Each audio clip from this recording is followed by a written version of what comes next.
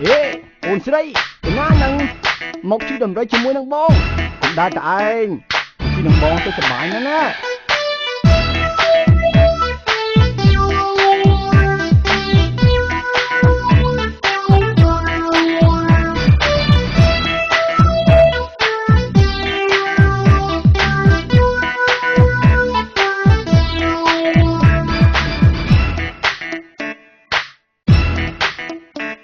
អូនណាយបងនេះកំពើ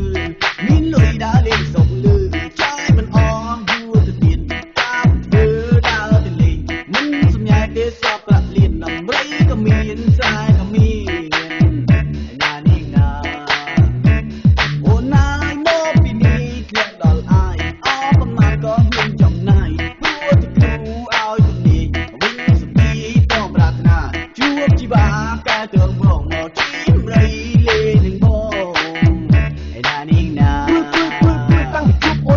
បងប្អូនស្លាប់មេត្រីចង់ប្រាប់ម៉ែឲ្យស្ដីខ្លាចខ្លៃអូនក៏ខ្លាចអូនក៏កាន់ថាបងមិនល្អមិនសមព្រោះជាកូនអ្នកស្រែគ្មានការងារគិតតែពីដើរញ៉ែមិនជួយពុកម៉ែធ្វើស្រែចំការអូនគុំតែគិតអីឪបងក៏សិទ្ធិតែមិនអីមិននៅផ្សារមានប្រាក់ចៃមិនអស់គេណាតែលន់អត់ពុកតាក៏ទៅវាក់ឲ្យគេបាននិយាយពីកូនក្របីមិនគិតពេញដីមានដំរីមានសេះមានជូកមន់ទាយកប្រមាណក៏មិនខ្វះឪបងក៏មានណាស់ជួចាស់ក៏ដឹងដែរគូទីក៏ទីថាគូបងនេះណាត្រូវដល់ឆ្នាំនេះមកមកជួតមកសម្បល់រៀងច្រាស់ដោយកូនកាត់សាក់សងសៃអូនឯងហើយមើលទៅ